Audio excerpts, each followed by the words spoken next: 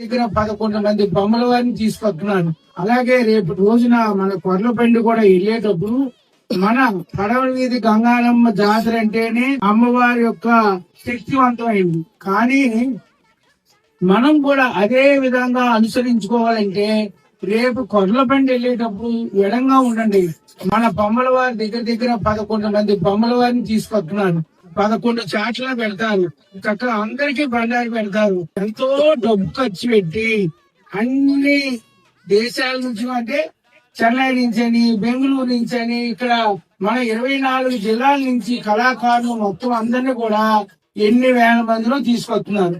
ఆ డబ్బు ఇచ్చినందుకు మన అమ్మవారికి ఉల్లాసం తెప్పియాలి. మళ్ళీ 7 సంవత్సరాల వరకు ఈవిడ నాకు ఈ పండగ చెయ్యండి అని అవ్వకూడదు.